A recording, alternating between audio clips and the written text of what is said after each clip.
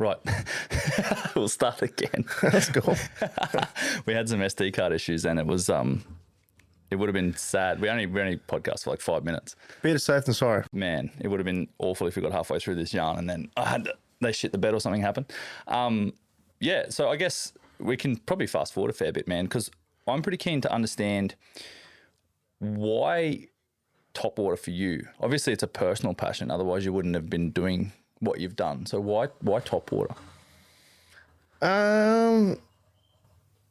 It's not really that deep. It's just like I just love the excitement of being so connected to your lure and just the big aggressive hit. Yeah, it's literally I kind of like equate it sometimes to like playing pokies a little bit. It's like you just you get out there, you're mission out to the place, you cast after cast after cast, and at any time you can just have this massive explosion, and then like it's just this massive rush of adrenaline that I don't get from anywhere else. And I guess it's like you just mentioned, it's visual the whole time because you see your lure obviously when you cast it, when it lands, and then it's on the top of the water, and you're connected to that lure the whole time visually as well as physically. Yeah. So I guess like, and the anticipation, I guess you don't really get that from any other style of fishing. Maybe kind of different, but I'm the same with fly fishing, but saltwater fly, visual fly fishing, like sight casting, not actually just blind casting. Yeah. Same sort of thing where you actually see a fish approach and you have to present a fly to it, like same kind of. Oh, for sure.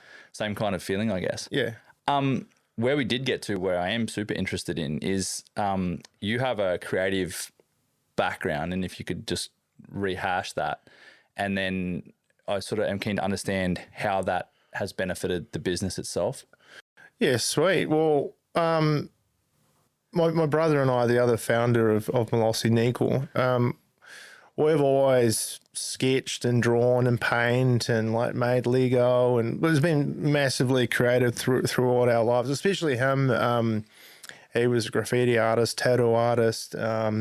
Me, I went to design school and was like freelancing for ages as a graphic designer and graphic artist. Then I started doing art direction, managing teams and projects, and learning how to take complicated problems and pull them apart and put them back together in smart ways for people. Then that sort of snowballed into creative direction and direction, directing large TV commercials and working with the production crew and stuff like that.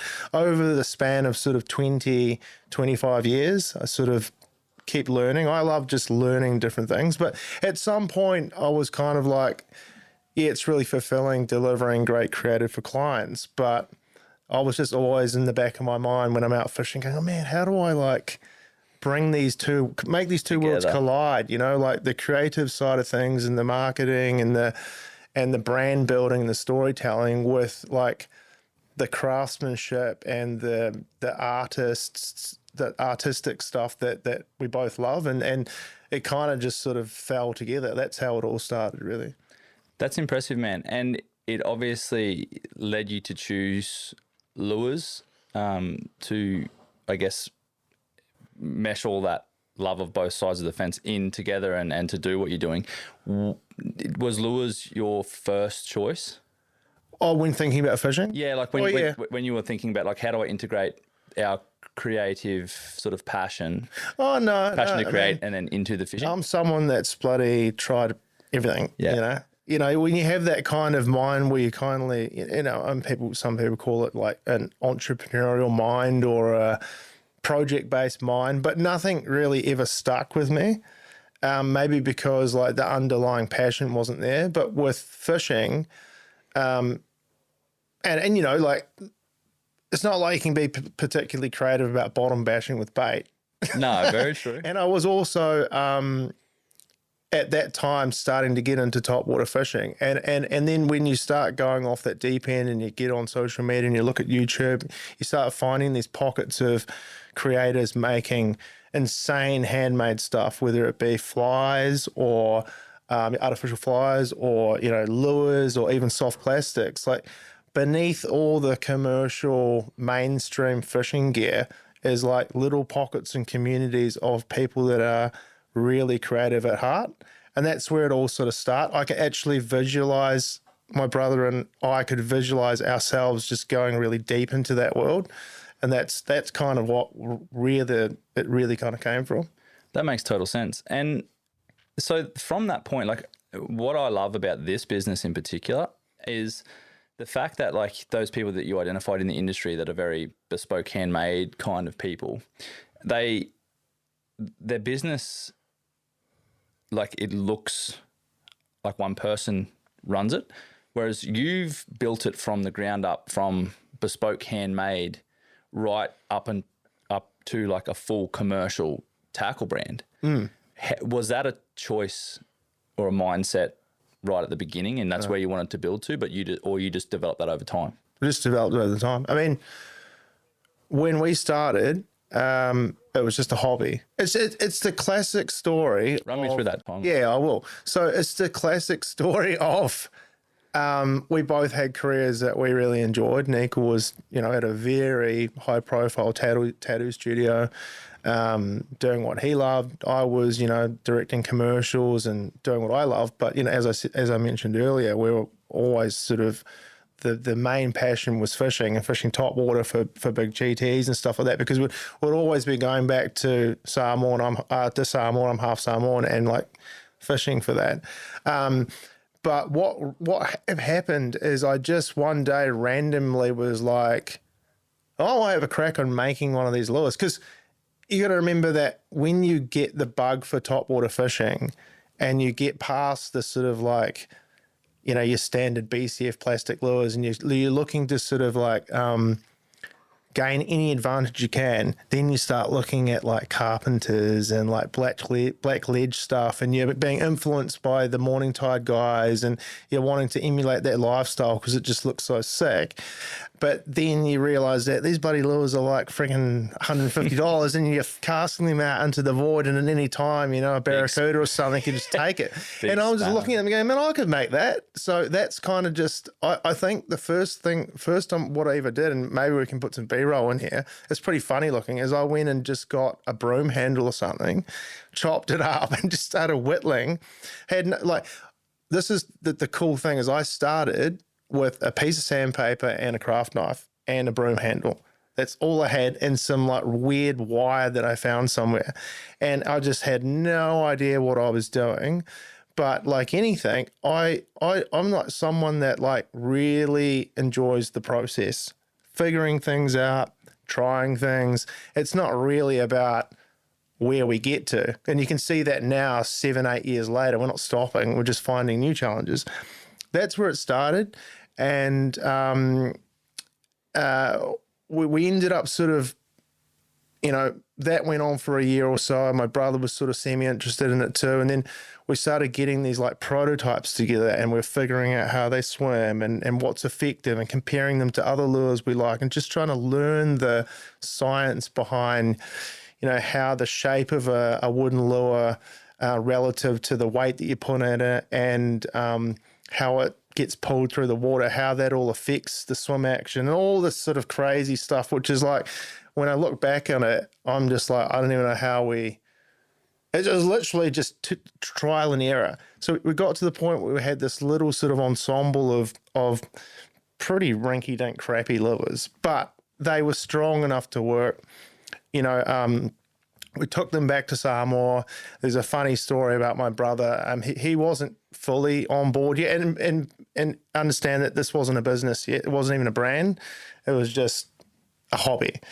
I took it over there. We went out to the ledge. He has, his tackle bag with $3,000 worth of lures in it, all these carpenters and FCLs and stuff. And I said, man, can't you just try one of these ones? And he was like, oh, I don't know. I was like, just try it. So he puts it on.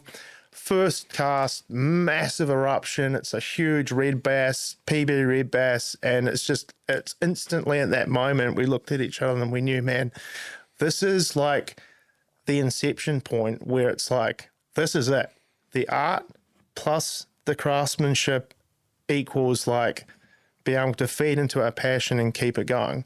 And then from that, COVID happened. Nico couldn't tattoo. No productions were happening on the Gold Coast of Australia because everybody was in lockdown. And basically just one day we just were like, well, what else are we going to do? Let's just get a bunch of wood and start making lures. And that was sort of like where it started in the garage. Yeah. Is that what triggered you to take it to market at that point in time? No. So I'll talk a bit about, I mean, at this point we weren't sharing anything. It was literally, let's just build some stuff and go fishing. And that was enough for us. It was like at that point, I look back on that period of time and it was just purely feeding off the satisfaction of making something yourself with your hands and then taking it out there and just wrestling with these massive, majestic, violent creatures. And like when you actually do catch a big fish on something you've made, there's not really anything else like it, at least not for us. It's super, super satisfying. But we had no ambition to share it, show it, sell it, whatever. One day I was randomly driving down the Gold Coast highway and I saw a sign that said Australian Fishing Tackle Association Trade Fair. And it was like, oh, I wonder what this is. And just randomly, I just had a thought, I'll just check it out. So I get in there and I'm looking around and I'm like, man, this is full on. And I bumped backs into somebody, turned around, and it was Brigsy, which is pretty funny. And this is a cool story to tell because despite people might think that there's just some sort of commercial arrangement between Brigsy and us, but it's not. It goes way, way deeper. So I bumped into Brigsy, and for those that are watching and don't know who Brigsy is, he's a founding member of Morning Tide Fishing, which is a land-based fishing crew that's like hugely influential in Australia. Like they're massive. Yeah, like especially for fishing off the stones, man. Totally. And just that whole lifestyle, special period of time where he presented an alternate lifestyle for kids that are looking for adrenaline, but without all the crime and all the bad stuff. It's like you can go and have a sick time with your mates and catch these massive fish and you can film it. And I would argue that they kind of started that whole thing. And even to this day, if you have not checked out Morning Tide film and you're of an age that can relate to like larrikins, like it's the best feeling out. Man, I remember them coming out because we're all about the same age. I remember them coming out when I was fishing hardcore. I was up in the territory and I was barra fishing and all that sort of stuff. And I had a fair bit of topwater experience because I lived on the East Coast and stuff. Yeah. Go to Northern Territory and there's not really much of it happening. There's no GTs, not monsters, and it's just hard. It's a hard fishery to even get into in that space.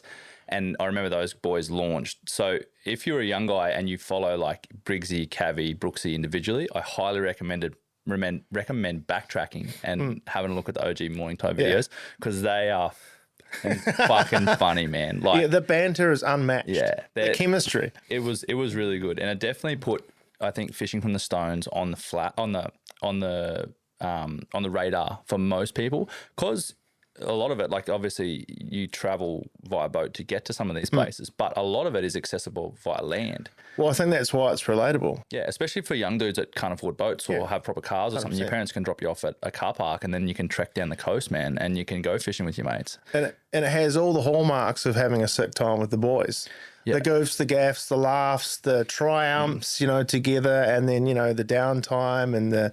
It's just epic. Go and watch it. Yeah. The first thing that comes to mind, and I might even try and steal this off probably Brooksy or the boys or whatever, and see if I can get it and cut it in here. Is do you ever remember Brooksy had that chronic thing for a few trips where he was catching flowery cod flat out in the Morning Tide videos? I think so. Yeah. That's the bit that's stuck in my head when I think of Morning Tide fishing. It's like the boys were hooked up. I can't remember if it was Brigsy or Cavi, but one of them was hooked up to a GT. I'm pretty sure it was a decent GT, and Brooksy's like down a little bit lower on the rocks, and he's like, his sight casted this big stinking flowery cod. Yeah, and he's like, "Oh, Brooksy, big cod, Brooksy." Yeah.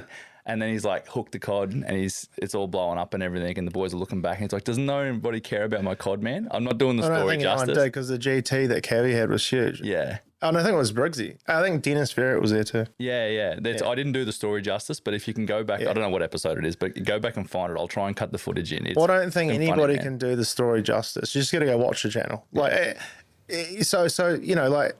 and then just harking back to the bumping into Brigsy. So everybody in that sort of sphere of influence or interest in that type of fishing was watching Morning Tide at the time.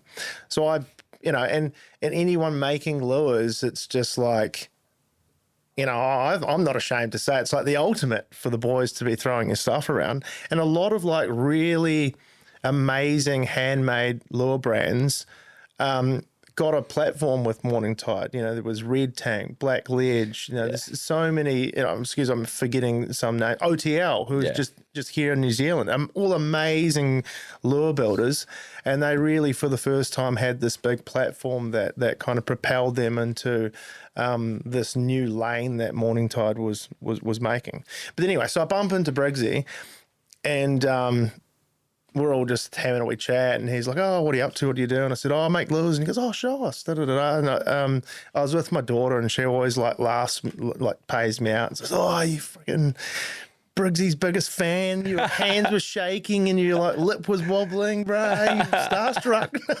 But I look back at it now, and I knew what that meant for somebody that shared the same passage as me, that had some sort of platform could mean. And I wasn't even really thinking about that.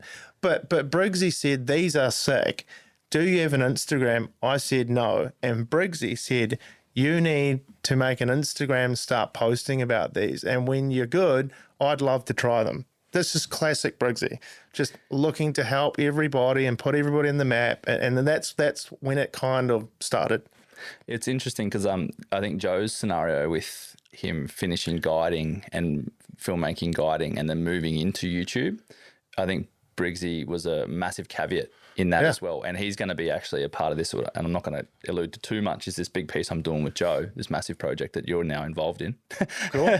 Am I? Great. You are. And Brigsy likely will be if he's up to it as well. As like, he seems like that kind of guy that sort of is like a rising tide lifts all boats. Yeah. Good for the industry.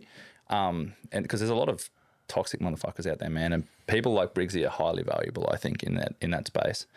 I just think there's just quickly on that, it's like, without glazing the fella too much, he's just built like that. He's just, they're rare. He's one of my best mates, and I just cannot fault the guy. He's as real as they come. And you ask anybody in this game, and I'm not in the YouTube game, there's crossover, but you ask anybody that's a high profile or very serious fishing YouTuber, I can guarantee they have all they will all pay tribute to some sort of advice that Brigsy's given them to get where they are, whether it be teaching them how to use cameras or talking to them about how to properly pace and edit, or how to get brand sponsors, or just being a supportive dude. He's just like that, and he doesn't really get his flowers as much as he should. But yeah, I'm happy to sing his praise. He's a good dude. He seems like it, man. Like I only met him literally after this year just gone. I've known who he is for a long time, and I've literally, it's weird that I have never bumped into him because I get along well with Brooksy and Schultzy, and all that sort of stuff. Like I'm mates with Joe, all that sort of shit. So I never really crossed paths with him, but it was cool. He gave me a bit of time just down the car park at AFTA, and we had a bit of a chat and stuff. So I'm keen to actually get to know him a bit more, which is cool. Yeah, he's a homebody, and he's severely like, he's special too. Special. But he's very unique. You would get along on like a house on fire with him. He's great. Yeah, it's sick that and I'm going to touch on this a bit later. It's like the people that you've involved in the brand are all like very valuable in their own way organically, and align with you at a personal level, where it's just like all your mates are together helping each other out. It doesn't look like from the outside looking in, from where I'm looking in at it, it doesn't look commercial. Yeah. It just looks like people enjoy your shit, and they enjoy what you're about, and they enjoy your product, and they enjoy using it, and they enjoy also hanging out with you. It's not like some squillionaire that owns a brand that he's not connected to the actual end product or the end user. Yeah. Whereas you're like, you have the whole spectrum. I think it's really cool. It's not by design. It's literally, and this sounds cliche, and everybody will say this, but it's literally, these are all my mates, and my brother and I are massive on relationships. Like that's what it's all about. It's not ever transactional at all. Yeah, I would say that is what good business is built on. Two things, in my opinion, because I've built, like, I wouldn't call myself successful, but I've built a reasonably strong and stable company from where basically the same position you were in, where I had one camera, one lens, and a microphone. Yeah, cool. And I just started creating because I've always loved cameras and taking photos. And I just built a business off basically that, down a similar path to what you've done. And now we're a full agency. But I wouldn't say I'm successful, but I think one thing that good people in business that do become successful is the closer they get to the bar, they move it and they move it and they move it. And they there's no end goal. The goal is the journey. Yeah. And I feel like that's what you've done really well. And then the other thing is not stop looking at business as a transactional thing and start looking at it as who you can be involved with, who shares your vision, and who you can align yourself with, whether it be brands and stuff like that, and what you can do for your whatever your end user is, whether it's myself being service-based or you being product-based. What can we do to add a lot of value to that end user, to your client, essentially? Yeah. And then you reap the rewards of that long term. Yeah, you do. Rather than being like trading money for time. Yeah. That's the thing that happens. Like, money has to happen, but also I think doing it organically and authentically with integrity and building respect and having those relationships help carry you through that journey. Yeah, I think that, I agree. And my philosophy has always been, even when we had 100 followers or whatever, is like, I'm never going to go reach out to someone and try and push the product on them. I'm never going to reach out to anybody and go, hey, do you want to do these? I mean, we do it now, but back in the day, I was like, I want anyone that's interested to organically come and have a chat. And let's just say, I mean, we couldn't even produce many lures anymore, but it's like, I really just wanted it to be people that are actually, feel something when they look at what we're doing and want to be involved. And Brigsy was one of the first. And like Brooksy and Cavi were all really, really supportive as well. But I think it does get a bit messy with the state of any sort of industry where you have high profile people these days.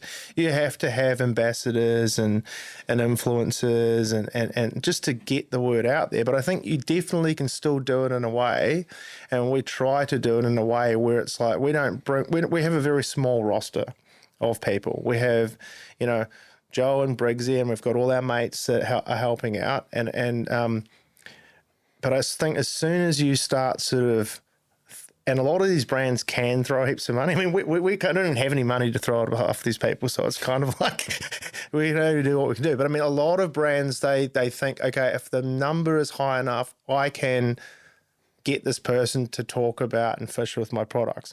That's fine. But when you have a very, like an actual relationship with this person that's using your stuff, they understand mine and my brother's motivations, how much work's gone into the stuff. It's more than likely they've been involved in that development of the things. So you get a much more authentic, powerful representation of your product when we're using it. They're not just out there going, buy this. They're telling stories with their skill sets of creating content, using our stuff, and they fully believe in it. And that's just like a really, really powerful thing. And we're lucky to just have that. And that's why I mentioned that bumping into Brigsy, because he's been pretty instrumental in that. It's impressive, man. And I think like what it reinforces this path is the days of TV, they're dying, if not dead, where it's like product and I wear this branded shirt and the same branded hat and the same branded leader and the same branded line and the same branded load. And then I can't wear anything else or I can't use anything else. It's just product, and all this patented trademark terminology that just means fuck all. That people patent like that or trademark.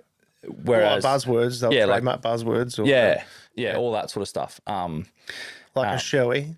Yeah. No shade, boys. But you know what I mean? Like that sort of stuff. Literally that sort of stuff. And I think those days have died off. And now people just want a level of personalism, especially, and I do talk about this a fair bit on my podcast, but like COVID was a really good thing, I think, in one way, because it made people appreciate a personal connection with something where, like, because you didn't have that person to person kind of interactions through COVID.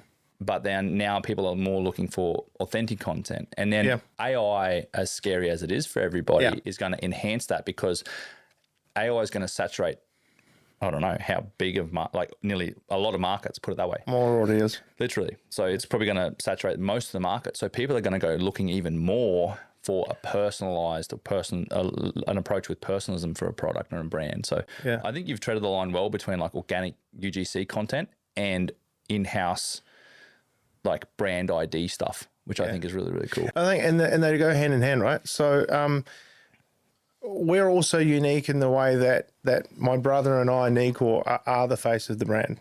We are the brand. We are our own ambassadors. So it's not like there's a bunch of suits sitting behind the scenes. The buck stops with my brother and I, and we're accountable to everything we design, everything we put out, all the mistakes we've made, all the things we say, all the feedback we give, all the feedback we receive, and how we receive it. Me and my brother are accountable for it, not some faceless brand or team. And I'm not saying we're better, and I'm just saying that like that's the route we've chosen. And I think that a lot of the people that work with us, they're way more comfortable with that because they know what it is. Yeah. You know, and that helps a lot too with the community, because, you know, my other brother, Chris, my younger brother, Chris, shout out Chris, he come over from New Zealand. Now he's our social media manager. He schedules the studio and much other things. He has built and curated and nurtured this community of, we don't really have a really good name for them, but they're kind of like a seed group or a test group, kind of like the test pilots with, what's that brand? My memory's bad, with the triangle. They're a surf brand. Well, they were a surf brand. No, I'm not savvy. I forgot. Anyway, so in these private groups, they're like Instagram groups, there might be 50 to 100 like prolific young anglers. And these are guys that are going around shooting content, frothing on fishing, just unbridled froth. And we send them behind the scenes content. I talk to them directly. We send them lures. We get their feedback. They're always in there chatting. You know, they're privy to stuff way before the release. These sort of community groups, I don't think they're able to be as effective if we weren't the face of it, you know? Because I can jump in there and go, what are you up to, boys? Who's catching what? I'm out here doing this. And they're like, it's Jonny Malosi. Yeah, it's not really like that star. It's not like that kind of thing. It's just more like they feel really connected to the conversations in the business. Because I'm like, oh, what are we up to? We're just painting this thing. What do you guys reckon? And I keep it, it's so casual. And so they have opportunity for the first time in sort of fishing to chime in with their ideas.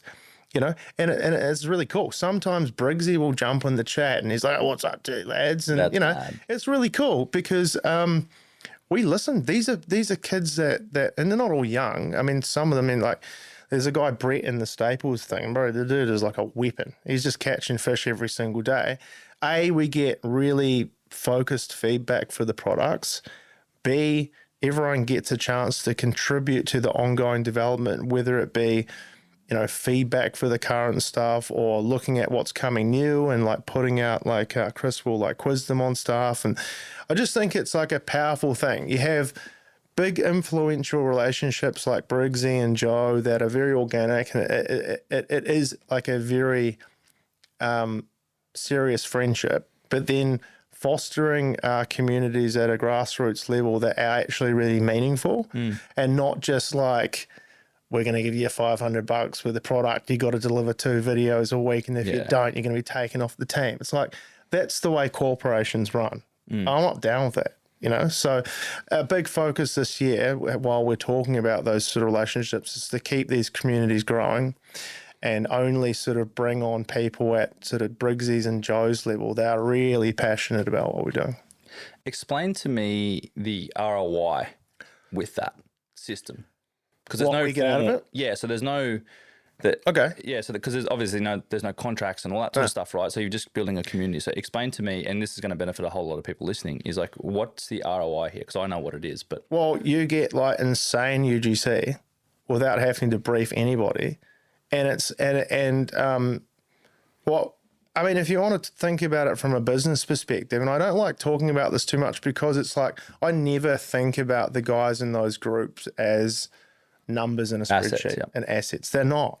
But I'm just sort of saying, if you had to like look at it and, you know, maybe compare it to say like ad spend. Yep. The cost for us to send a pack of like micros and some marksmans and stuff to little Jimmy, who's just like out there with his GoPro having the sick time and really appreciates it and is producing, whenever he gets a good fish, he wants to put it up there and show everybody in the group, and he's hoping that Malosi's going to post it to help his profile too. You look at the cost of doing that, and there's a resource cost and a time and energy cost to keep those relationships going and meaningful, versus like the return on an ad spend. Let's just say it costs $50 for that pack of lures. $50 is not going to do anything. I think, especially not for ad spend. No, not for ad spend. So, and then like, it's just like a very organic way of, and I also like that it's not just the content that's out there is not just the high profile guys, Brigsy and Joe. It's also the grassroots dudes. Yeah. And also those guys get a platform. Like we have a couple of guys in there,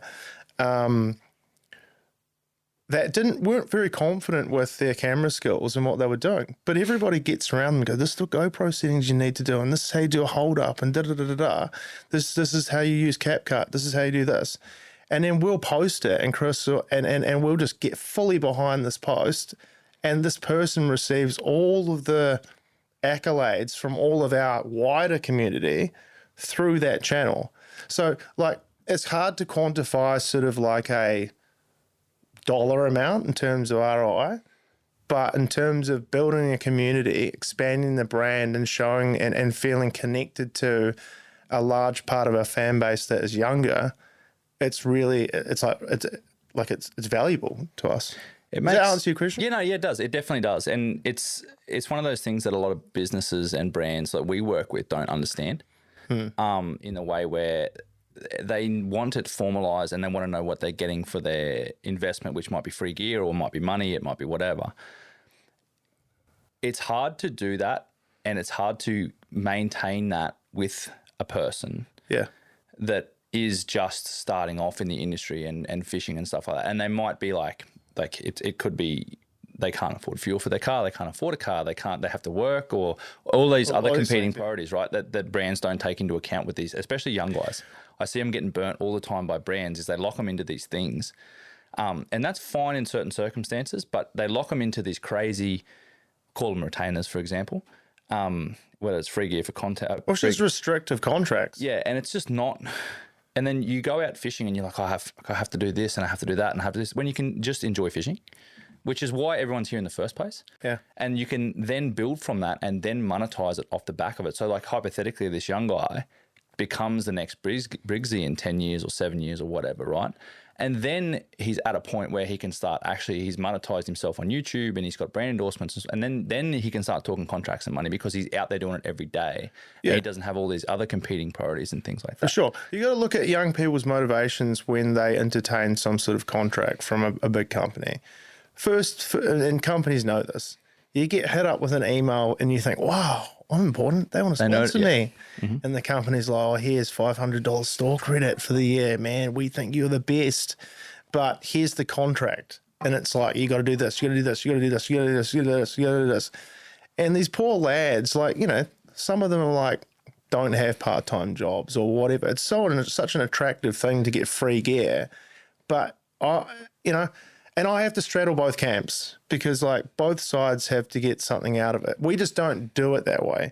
We're trying to be the guys that says, look, we don't go fishing with whatever you want. I don't need you to go like be exclusive because we're not like paying you like Brigsy money. Like just what we want is you to froth on our stuff and go fishing and tell stories, and we'll support you.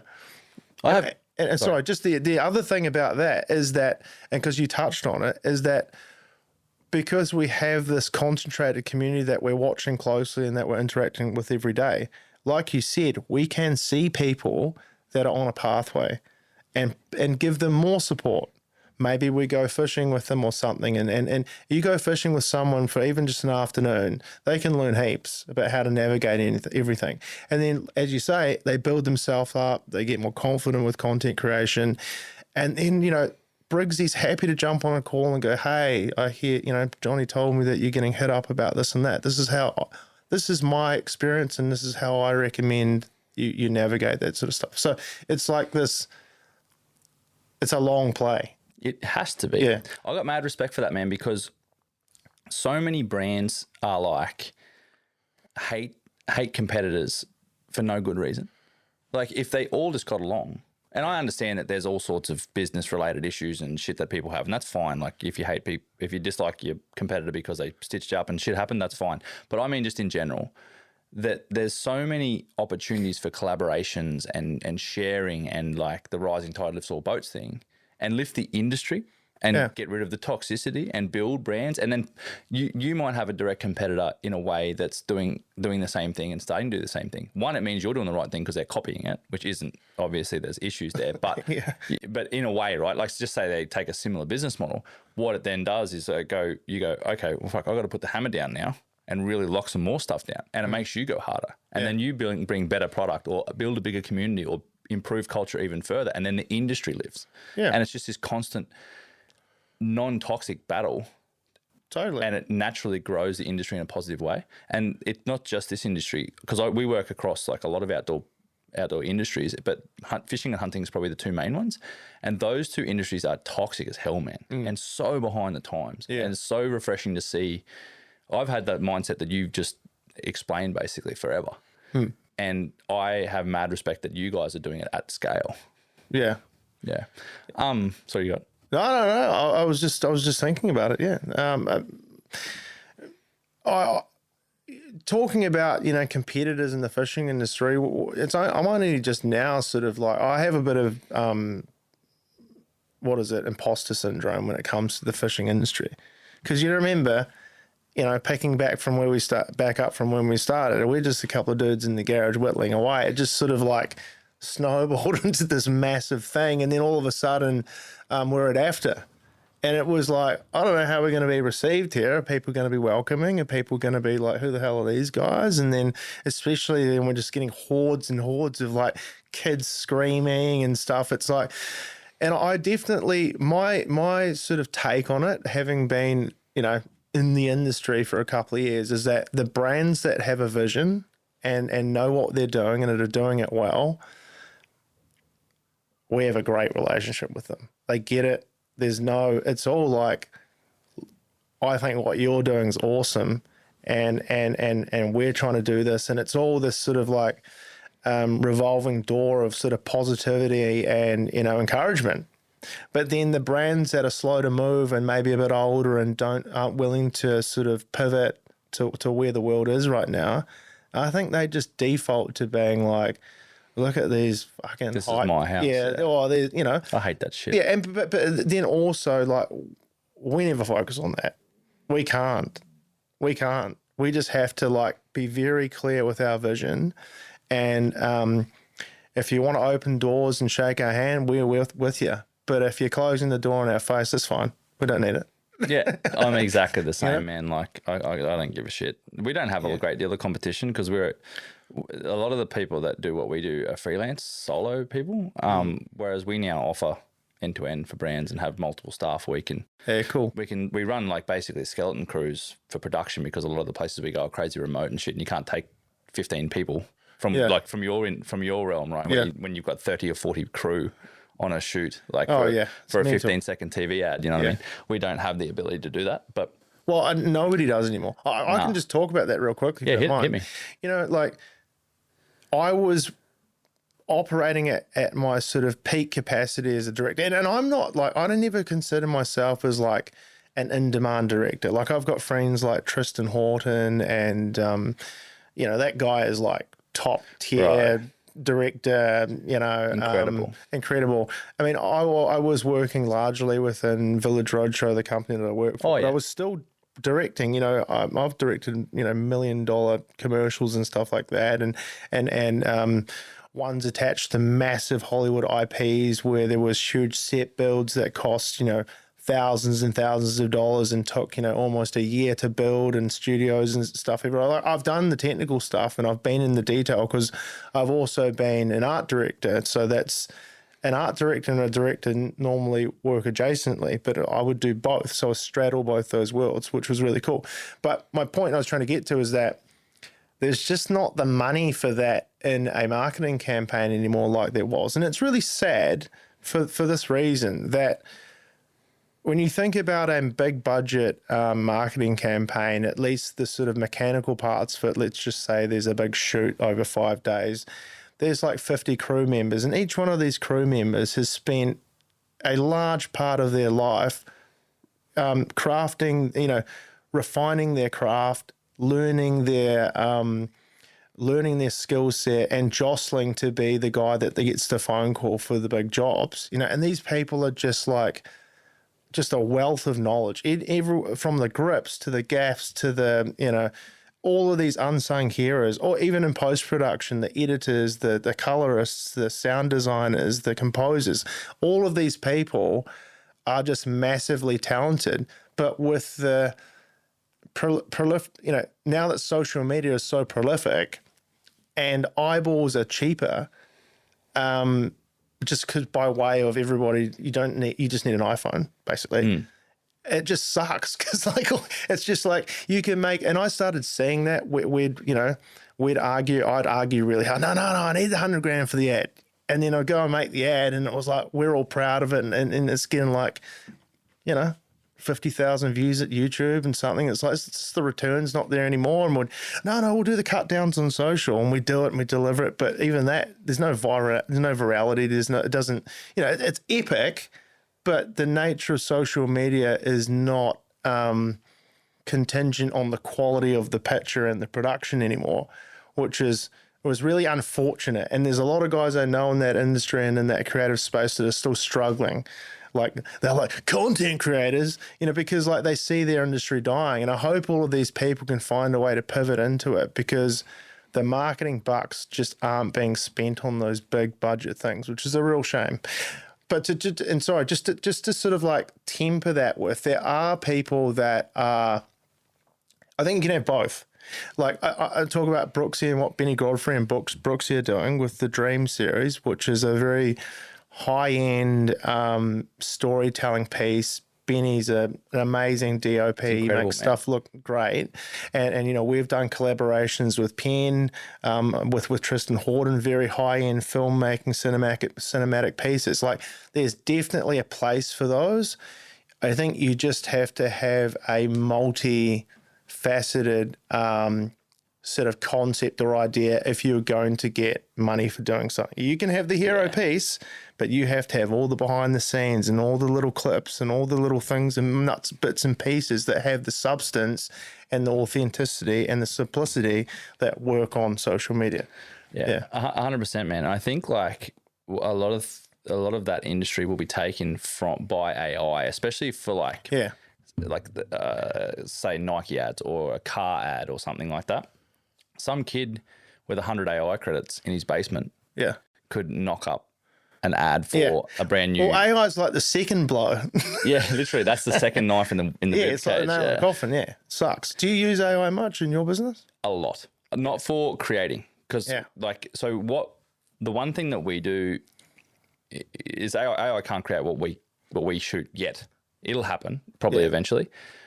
I'm pivoting the business, and this is, I don't know if it's advice yet, but it's I guess an opinion of mine, which the direction I'm taking is, I've always wanted to scale. I'll go back a few steps, but I've always wanted to scale the business to become an agency, but a small bespoke agency that's very niched down and stuff.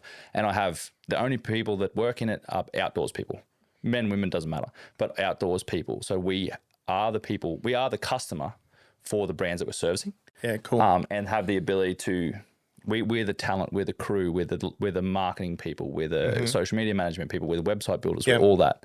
So you can come to me as an outdoor brand, which is a huge problem in the industry because external generic agencies can't service them properly, and they take they cost a lot of money, and they don't give you what you actually require. Even with like jargon and terminology and copy, it doesn't sound authentic for the words that we use. Well, it's a big machine that's just too old now. Yeah. Bloated.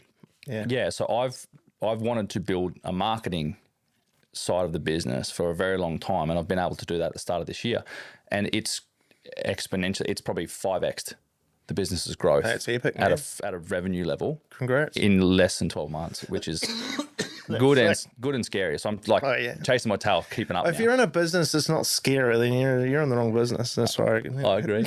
I agree. Yeah. So where I was going was like it scaled at a rapid rate, and larger, much larger brands, much larger contracts, and a lot more involvement with me dealing with those people and stuff like that. So, and I didn't have the resourcing at the time.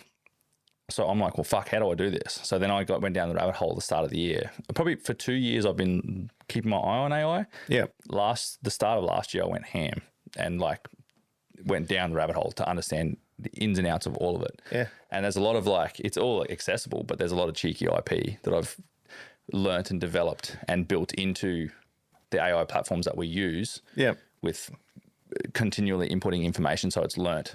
I have basically another employee on my computer. Yeah, sweet. Yeah. That knows everything about my business. Could fuck me one day if someone hacks into it, but whatever. Basically, that has allowed me to scale at the rate that I'm scaling. Yeah. And solve a whole heap of problems, even just with writing, helping us write and helping us plan and helping us like be efficient with our time and manage priorities. It's in my email backend, so it's like filtering emails for me while I'm getting, because I get a lot of emails these days. All of that sort of stuff we use AI heavily for. AI has been in Photoshop and Lightroom and all that sort of shit forever. Yeah, people just don't think of it as that. AI in video is super helpful as well in regards to sort of masking and noise removal, and because we shoot in the outdoors, so there's so many variables we can't control. Yeah. So the answer to your question is yes, but still keeping our content us. Yeah. Because my direction with the business now is pushing more towards long form content, films, cinematic documentaries, basically. So real stuff. Like, I think you'll see a resurgence in long form as long as it's sort of done right. Yeah, and that's the plan. Because like you could do what Joe does, right? Let's just say there's an AI model that can do exactly what Joe does, and it's some other Joe Blow dude that's just an imaginary 3D like an figure, avatar or whatever. Yeah, just pretend it's an avatar. People aren't going to resonate with that shit. No. It's all fake, man. Yeah. It's fucking that avatar going and shooting a 14-point red stag in the mountains after 10 days of not even eating because it's not even real. Yeah. Like, you cannot replicate that. Well, it's because it's about the connection the audience has with the person. It's not about what he's actually doing. Yeah. Yeah. And like, we're a fishing tackle business, but we use AI heavily. And I know people are like, oh my God, that's like, it's almost like looked down upon, but that's because there's so much slop around and people just look at like the stuff that's on social media. But I'm like you. 2 years ago when it started, I follow it heavily. But what I'm interested in is the tools that are getting built behind the scenes, because now I mean it sucks because it changes every month. But I have flows and workflows that are just miles ahead of what I used to be able to do. Like with Photoshop Beta now, they have Nano Banana Pro built into it, and I'm like a Photoshop wizard. I spent 15 years learning how to like comp stuff in Photoshop, millions of different layers. I can, I used to spend, for complex stuff, say how I have, like a bunch of superheroes and exploding buildings and stuff everywhere and the reflections in the water. Like a movie banner. Yeah, like a movie poster or something like that. That would take like a month. Now, now that I have, reoccurring prompts and I'm always iterating on and optimizing, I can get to that result so much faster. And I know that like a lot of people that aren't on the tools and people that are, a lot of people in the industry some of them are coming around, but they're only the ones that are actually playing with it.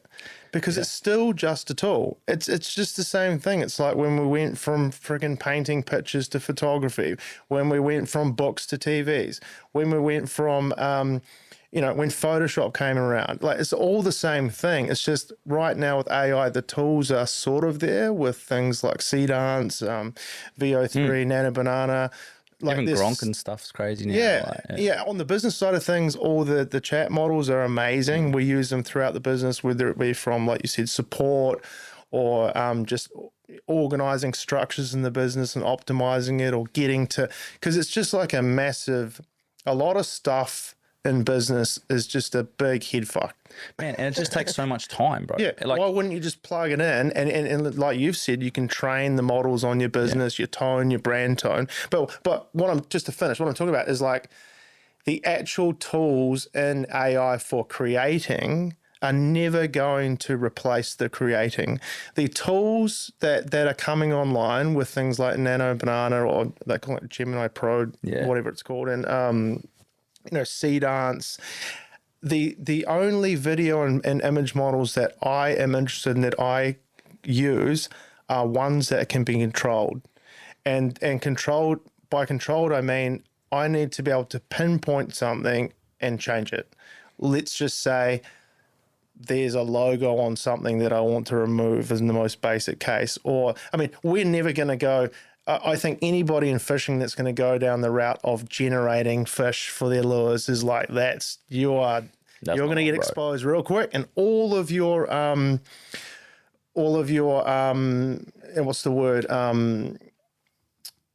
It's authenticity. Not just that, just your legitimacy is going to go out the window. Yeah, integrity. Integrity. Like, you'll have no integrity. So it's all about the tools. Can I replace Photoshop with some of these AI models to do very specific tasks? Yeah. And in the hands of very creative people, these AI, that's where these AI tools are going to come into their own. It's just at the moment, there's no control in the tools. It's just like, make me a thing and you get what you're given, and post it on the internet, AI slop, people love it, and then the way it goes. But there's no control there. No. I 100% agree, man. And like, I think for you and I, there's always going to need to be that human element, right? So like, there's always a natural attachment to it. So let's go with, let's just use a car brand, because that's the easiest one I can see, for like a 15-second completely AI generated ad for a car. It's already 3D modeled anyway. Yeah. To make the fucking thing. Yeah. And it has all of its digital data, and you can put it into a video, and it doesn't even have to have a driver. Yeah. And it's still relevant to people, right? Yeah. That's fine to sell a car. But if you're selling that car to go on an adventure, that's where it completely changes, because you've attached a whole nother component that needs to be real. It's not product visualization anymore. It's like storytelling. Literally, yeah. So that's when it's completely different. So lures, for example, mean fuck all without a fish. Yeah. It makes no sense, right? Like, you can have an AI person casting and stuff, but the moment that AI person, or the avatar, whatever we're calling it, picks up a fake fish, cooked, bro. Yeah. It doesn't work. Here's a really good example, and I don't know if I should be saying this to give away the secrets. Is this IP? No, it's not IP. So just because, like, here's an example where I use a very specific case where I utilize AI as a tool set to achieve something that I cannot afford to, or do not have the crew or the resources to do. So we had a teaser for the Staple series, which is a new range of lures. We'll talk about that stuff. And I wanted to have like really like clean robotic moves with shallow depth of field, and the lighting is amazing, and you need a like robotic arm to do this sort of stuff, and you need a focus puller, you need a very complicated lighting system. Then once you've actually shot it all, you got to go through it, you got to stub clip it, you got to mask it all, you got to grade it all. So in my depths of freaking being an absolute depraved AI fiend, like trying to find where everything's going, you know, I devised a system where I could take 2 photos, high-end photos, set lighting, and I could like have certain AI models move cinematically between these very subtle changes in the angle and give you a very smooth robotic camera move. Now, to people that aren't in the industry or just take everything at face value, they'll say, oh, that's cheating. Oh, that's not even real. But it's like, what's the difference? But it is real because it's a real photo of a fucking lure, bro. I've still done the work. I've just got to what I need to do. Like, And that's the I car can't thing. afford a robotic arm to go from there to there, so why don't I just use AI to go from there to there? What people don't realize, right? So let's say you go and got to spend $300,000 on all the shit to do that manually and the time. Yeah. That lure then doubles in retail price. So the people fucking whinging a bit. No, well, you have I can't even do it. No, yeah. But I'm just saying, like, if you did choose to. Yeah, sure. Like, this, let's just say you're doing that for every single model of every single color of every single whatever, and you're doing one of those videos for every single thing. The retail price of those lures immediately has to rise to pay for the labor and the equipment. Yeah. So then the person that's whinging about it being AI is then whinging because they're too expensive. Sure. So, like, fucking, you can't have your cake and eat it too, bro. There's a balance, which leads me actually to my next point, unless you want to jump in. Oh no! All I want to say is that, like, for me, like, I'm a very pure creative. I have something in my head, and this is how I approach everything: directing commercials, art directing stuff, creative direction. I have a vision in my head, and how do I execute it within the budget, and do it as best as I can. So all the AI tools mean now is like, how can I do this thing but still have the control so that it doesn't look sloppy and shit? Yeah, I totally understand that. And I think they're just going to get better and better and better. And I don't have any problem with it. Yeah. like, it's not like we're like, it doesn't feel to me like that kind of small process. And you got to understand that there's, like you said, there's AI in Lightroom, grading suites, like been around tracking. It's been around for everything. Years, man. It's just got a big spotlight on it right now. So if I can use the latest stuff in AI to achieve something creatively that paints our, lures in what I visualize to be the best way to sort of like hype them up, I'm going to do it as long as it's not misleading to the customer. And by misleading, like a really extreme case would be like using AI to like generate some big fish that wasn't real. Far. That's just like, there's a definite line there that people should not cross and we will never cross. I'm just looking at it like any other tool, Lightroom, Photoshop, Premiere, whatever. Yeah. I'll ask you about that program because I'm using one as well. Off air. I'll talk to you about it off air. Yeah. That's interesting. But it leads me to my next point, which is from a client-based perspective, and it literally reinforces the point you just made, is like, I've got systems developed to make my work more efficient and look better for the client, whatever else it is, but still maintaining brand authenticity and pivoting brands into storytelling narratives and adding personalism and all that sort of stuff. I utilize AI to do that. AI saves me, say, I don't know, let's just say 80% of my time to develop something through AI versus if I was to do it manually. Let's talk about product imagery and product turntable stuff and all that sort of thing. I still charge my usual rates because I don't believe that you should be punished for taking less time to do something. Nah. So this is an issue I have. I now my clients are amazing because I'm at a point financially now where I can just kick out all those clients that don't get it. That the clients that are old school and think like, this much budget gets me this much of your time to do these things, when it should be this much budget gets me this many things. The time it takes to do it doesn't matter. That disagreement's been around forever. Yeah. It's like, if you're hiring someone that's incredibly talented and efficient, you're paying for all the experience. Doesn't really matter how long it takes. Exactly. And I reference car ads a lot, right? Or like Nike and stuff. Like, you go and put 40 people on a car ad production that's a 15-second ad or a 30-second ad on TV, and it's a $500,000, $1 million project. But that thing is likely to sell, I don't know, 200,000 cars. Yeah. So you know what I mean? Like, yeah, it's all relative. Yeah. The scope. Yeah. Yeah. So like, why, like, you are punishing me for my worth and all of the intellectual property that I've developed through my blood, sweat and tears in the business, and like, my price reflects our skills and our knowledge of industry and blah, blah, blah. And now you're trying to punish at it because we didn't spend as long as you expected. What's your take on that relative to your brand? Well, I still think that you can't use AI on Rails for anything. Like, you can put the best prompt in with all the information and it's already learnt your brand tone and everything. It's still going to be garbage.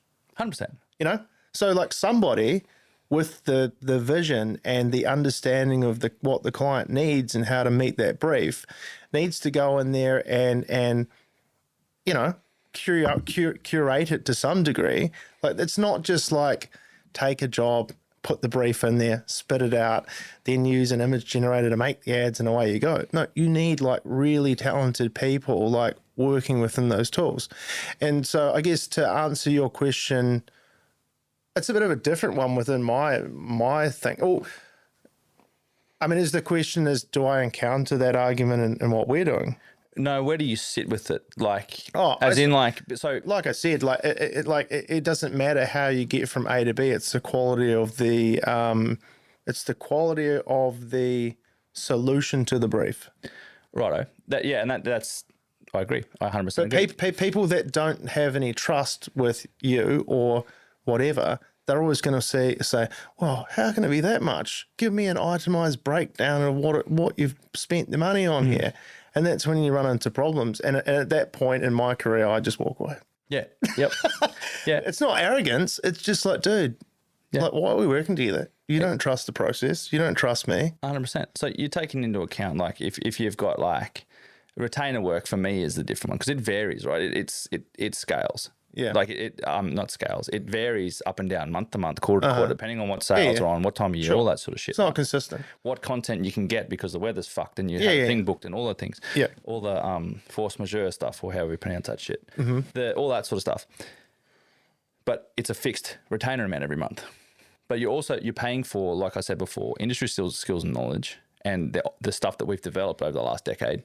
You're paying for consistent communication at whatever time you want. Professionalism. Professionalism, priority scheduling. Like there's a whole heap of stuff that doesn't actually have a time allocation to it. Yeah. Plus we need to make a profit and a consistent profit on it. And plus a lot of these have like non-compete sign of arrangements. Yeah. So you're also paying a percentage extra for the non-compete because you're doing me out of that much money from working with other brands. Yeah. And that's what a lot of businesses don't understand. And it was really difficult for me coming up to get that because I had to take all the work I could get to get it all happening. And I had to manage relationships. It was an extremely difficult time. It fucking cooked me. But now I'm at a point where I've been able to get rid of all those shitty clients and I've been able to put on really good ones. And they're keen to work super long term, which is good holistically. Rephrase the question then. So you've scaled at a rapid rate in a very short amount of time, in my opinion. Well, yeah. I think so. Yeah. Yeah, but obviously that probably feels like an eternity for you. Yeah. But you know what I mean? Like, how long have you been in business? We went into our first retail store only like 2 years ago. Yeah, I mean, like, how long have you been selling? So the very first sale, when was that? What year? Man, I don't know. Was it 2020 or 21? We started with just very limited edition handmade drops. So that's what I mean. Like, in 5 years, you've scaled incredibly fast. I think, anyway. Yeah. Based on like my knowledge of industry. So from that point, like, there would have had to have been a time. So like, and it was I'm referencing the discussion we had in the car, is the point where you can't physically keep up with demand for all of this handmade stuff, and you've had to pivot, and you still want to grow, and all these other doors have opened, and you've taken these opportunities because you're sort of not winging it, but your business is growing, and you're taking opportunities as they arise to take you down this path, right? You've gone and you've pivoted the business to now manufacturing the range, so to speak, from end to end, and you're offering more affordable products all the way up to your bespoke products and all that sort of stuff. What was that uptake like, and how does that, like, how did you come to be comfortable with that? Because you're essentially letting go of a large portion of the business to be able to allow it to grow, you know what I mean? It's going to be a big yap. You ready? Oh, hit me, bro. As long as you're comfortable to talk about it. I am. You know, as I explained earlier, our motivations at the start were not commercial or anything like that. They were just like literally me and my brother making lures to go fishing and stuff. Then we met Brigsy. Then obviously with my background, and we started doing all the social media, and we were posting, like, we made a commitment we were going to post every single day. And another thing that I am big on, and I can't remember who told me this, it might even be Brigsy, is that don't create the content, just document it. So from the very start, we're just shooting what we're doing. We're having, GoPros, doing time lapses and stuff. So we're building, we're getting to the point where we've got enough of a following to where we think and all these people going, oh, how do we buy them? How do we buy them? So we get to a point where we're like, okay, let's try and do our first ever drop. And I think it was only 200 or 300 lures. And man, was that like the biggest understatement we completely underestimated what that kind of undertaking would be like. When you're young and anything like this, you're just so overly optimistic that you just do not like factor in how long things take. Like we'll be like, I'll be done in a couple of months. It's literally used to take about 8 to 9 months to do a drop, because you've got to go through everything from just basically running through the anatomy of making a handmade lure. You get all the planks, you outline them, you cut them out, you like get the wire channels and stuff and all the weights. You got to hand bear and bend all the wire. You got to pour all the weights. You got to like put them all together. You got to chamfer them. You've got to like file them down. You got to sand them, and that's just to get to the blank.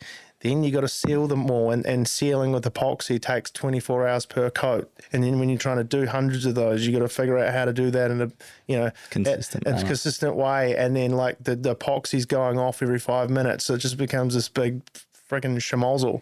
And then once you've done that, you got to wet sand everything, you got to paint them, then you've got to put all the colors, stuff. And because it's all handmade and you're doing it for the first time, shit's going wrong left, right, and center.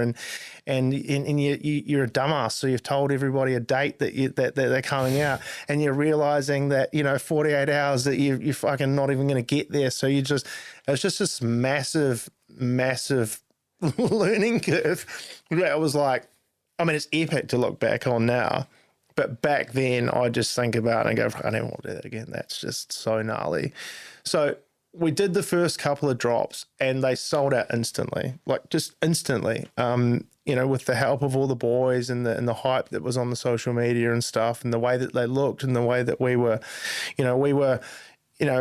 I don't want to say this, but it felt like we were the only ones doing drone shots of the swim action and, GoProing and trying to find different creative ways of showing these lures, and also showing all of the behind the scenes. And just a little sort of deviation to the story, the community of handmade lure makers is very coy because it's so hard and it takes so long. Every little win you have is the result of potentially hundreds and hundreds of failures and months of failures. So you're not just going to go put that solution out for everybody. Despite that we want the world to be like that, it's just not like that. Everyone holds their secrets. That's why if you ask any lure maker, what epoxy do you use? They're either going to lie to you or they're going to say, sorry, I can't tell you. Just by way of, it's so hard that when you do have a win, your human instinct is to just protect that win as an advantage. Anyway, we were just basically showing what we were doing, materials, everything. And that also garnered like a massive following too, because for the first time, people weren't just looking at the end product. They were looking at the process, and they were following along our journey from this little dinky thing in the corner all the way to now these boys are making hundreds of lures. We sold them all. People were catching epic fish. Yeah, there was some growing problems with the product here and there, but the resounding feedback from those first couple of years of sales is A, they're too expensive and we can never get our hands on them. Like they would just sell out like that. And that, like, everyone loved them, but that's like, it was a bit gutting to us. It was like, man, I want everybody to have a chance to like use our stuff. And then also we weren't making enough money. We were actually losing money on these drops because there's so much time and materials that had to go into it. And when you actually factor in how long they take, you're working for like $15 an hour or something. And it's like, you're supposed to be like these epic craftsmen, and like you're working for something that won't put food on the table. So at that point, we couldn't even leave our jobs and do what we were passionate about. So both of us were working late nights after work and weekends and stuff like that. So we started and plus there was all these consistency issues with handmade stuff. And that's a positive and a negative. Consistency with handmade stuff is problematic, but it's also the beautiful thing about handmade stuff. That's the reason people love it, right? Yeah, well, it's like, each bit of wood is different. Each thing has a subtle nuance. The same color lure and the same product lure might swim just a little bit differently because they have their own life. So we loved that. And, we were taking feedback from other anglers. Like one of the big things that we sort of hung our hats on was like, we'd notice when we go fishing with our original handmade timber lures, and we were getting this feedback from other people too, like Den and Spirit, and that is that like with GT, if you don't have enough epoxy, like a thick epoxy on it, the jaws are so strong, they'll clamp down on the lure, and you have to like, even if you hook set it really, really hard, it could just be swimming around there with its mouth shut. And it happened heaps. We'd get it to the rocks or whatever, and it'd look up, just open its mouth and leave. That's because the teeth were able to penetrate through the epoxy shell to the timber and just hang on there. It's too soft. So we went through a year we stopped making everything the old way. We said, we really want to do this for a full-time gig. We need to be able to support 2 families. So we need to be able to leave our jobs and make everything super efficient, cost efficient and resource efficient, time efficient. We need to be able to make more lures because it's really heartbreaking, everyone being disappointed all the time. And we need to like bring the price down in line with everything else so that it doesn't feel so like outrageous, even though it wasn't. We went through a year or 2 of just heads down in the garage, completely redesigning every single element of the way that we built lures. And so many failures, so many little wins, it's just an epic like mission to go on. And there's actually a crazy R&D document that I had to do up to try and get a grant. It's like this thick of all these like things that we went through and like all the failures and stuff. And when I look back and I go, you're crazy, that's crazy. And people don't realize that. But the end result was a wood core that was then put into a silicone mold, and then we poured resin on top of it. And the resulting blank was like a composite blank. It had all the hardness of an ABS lure, but then all the like uniqueness and timber and buoyancy of a wood lure. But it was combined. I'm a bit of a lure nut, so I want to understand this more. So, the system, you had the same amount of resin and it was applied better, so to speak? Well, instead of putting heaps and heaps of layers of epoxy, it was just one with big layer. 24 hours in between. So if you have to put 10 layers and you really want to use an epoxy some of them set within 4 hours or 8 hours, but that was in part speeding up the shell process and making the overall lure way stronger. But then also trying to address that problem that I just talked about, and just sort of saying, look, who cares what everyone says you're supposed to do romantically for handmade stuff. Let's just do what we think is going to achieve our goals and produce the best product. So we did all that, and also we filmed it all, and it was all very interesting, and people were saying, oh, we never seen doing like that. But some of the things that cropped up that were quite controversial or divisive were, we used to try and hand sand and handmade the wood cores and then put them in the silicone mold. But because we're not robot accurate, you would have like inconsistent walls in the resin. Yeah, okay. So we had to move to CNC wood cores. And for ages, we were really scared about that. Like, oh, what are people going to say? But it's like, at the end of the day, it's like, I'm comfortable to say that it meant that we could produce more cores quicker. The product was way more consistent and strong. And I'm cool with that now. It is what it is. And then I looked around and everybody else is kind of doing it. They're just not showing it. So I was like, oh, okay, well. Yeah. But also like, it meets demand, man. Like you have a choice. Like don't feed your family and cater to everybody else, and then 3/4 of the population, the fishing population or demographic, miss out on lures because you can't keep up to the demand. Well, that's why we removed. It's right, and we removed handmade from every thing describing our stuff. Even though you go on our page, you watch Nicole making a lure.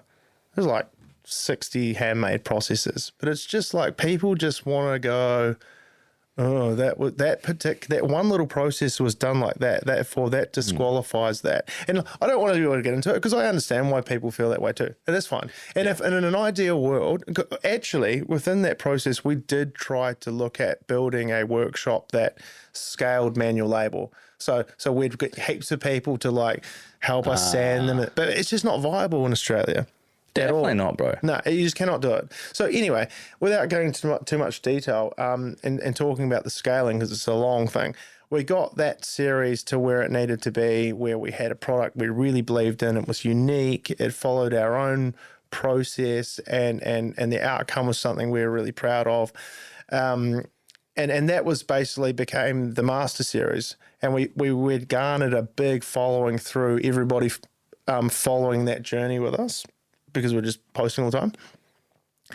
Then we were like, man, like half of these guys are like 12, and they're not going to buy an $850 lure. And they're not even going to have a rod and a reel that's going to be able to throw that. And they don't even live anywhere near it. So the next step was looking at like what's our product catalog going to look like?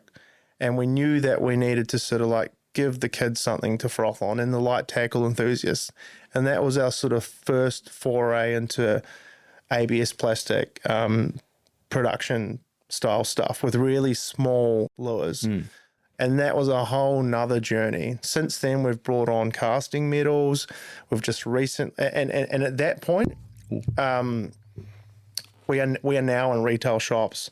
We're now making a name for ourselves, that we're not just the garage lure dudes. We're building a brand. We have super high-end wooden stick baits, or wooden range. Is that those, the Vaders? Yeah, these are the Vaders, the Master Series Vaders. That's actually a signature series one. We have down at a lower price point, but just it's not less, it's not worse or better quality. It's just different. Like tiny little micro lures. We have casting minnows, but there's a massive gap in between the wooden stuff and the ABS plastic micro stuff. And there's a huge chunk of people that are kind of waiting for us to do something. So it enters the recent one, the Staple Series. This is basically the culmination of everything we've learned making timber lures, the micro stuff, and everything we've learned to date on this epic journey, packaged into a really high quality, affordable range.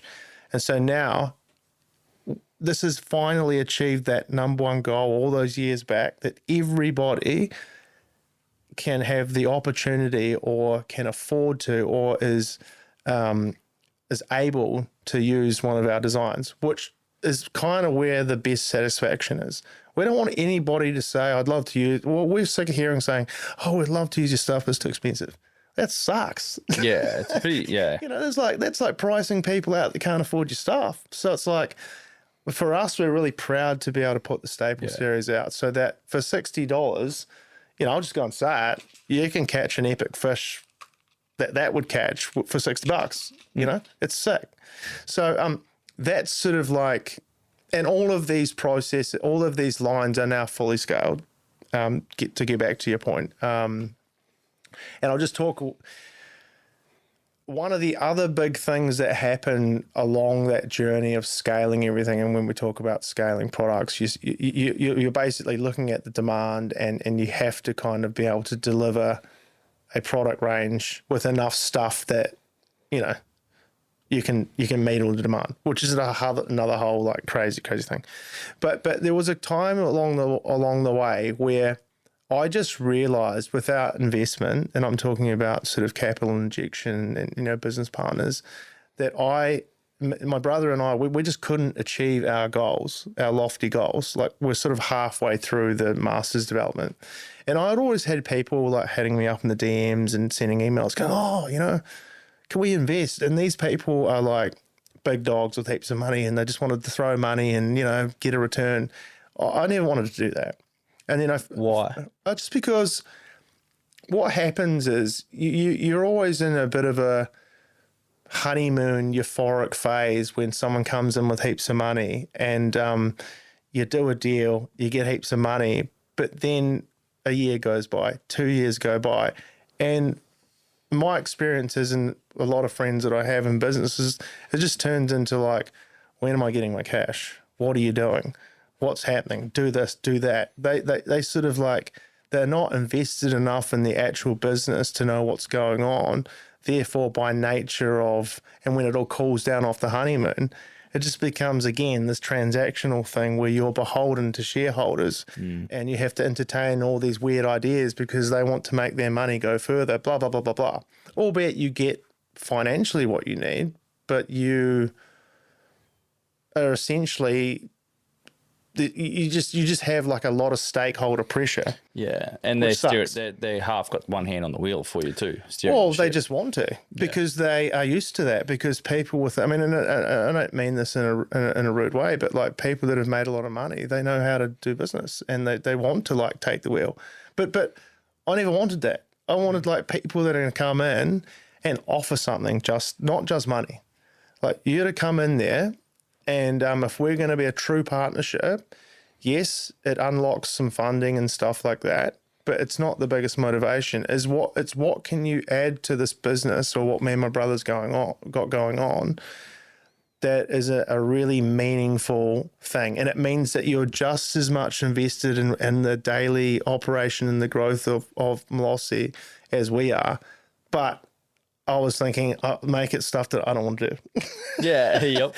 You know, things like, and this is not saying I don't like the stuff, it's just I'm not good at it. Daily accounting, like fulfillment, customer service. I'm not talking about what to say. It's just about making sure that there is a very, very serious level of customer service. Packages go out the next day. When someone asks a question, it's responded to straight away. Tickets are organised and get to the right people. All of these things are like really critical to a business. And I think a lot of guys like neglect all that stuff. And then all of a sudden, if I didn't have these amazing business partners, I would be, you know, just head down in spreadsheets, stressing about, you know, the bank beating down my door.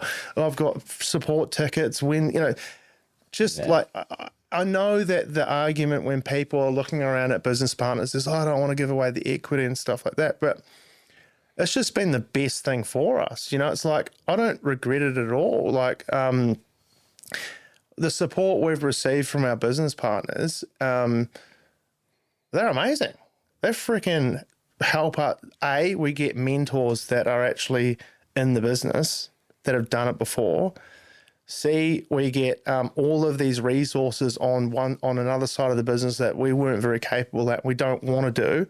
And I mean that respectfully. Like my time and my brother's time is better spent building epic products and building an epic brand and making relationships and doing all the content and stuff. Well, no one knows it better than you two. Yeah, that's right. And you can't do that if you're bogged down with like daily business stuff.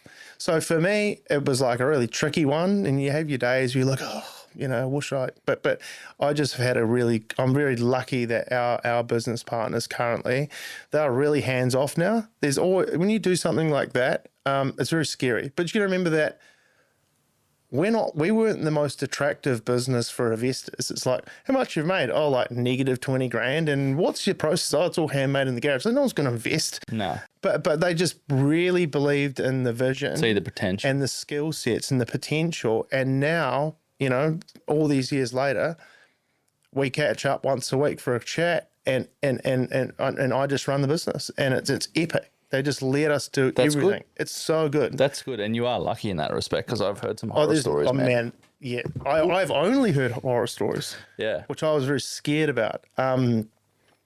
But yeah, it's just great. I'm really appreciative of it. And then just think to finish off that yarn. So we have a bit of a support there to try and achieve our goals and stuff, and albeit we can have all these experienced people, but we're still just out here just making it up. Yeah. I think like any new business owner, you're just having a crack. It's just life, I think, man. No one knows what the fuck they're doing. No, fully. But that's what makes it cool. But also the last thing on that, because it does connect to the stuff that we were talking about earlier, is that it also allowed us to build the business in a very non-conventional way, a fishing business in a non-conventional way. So we have like really talented content creators in our business. Everybody down in so there's two offices right now. There's the office up north, which is like the finance department and operational arm. So that's all logistics, warehouse, fulfillment, all of that stuff.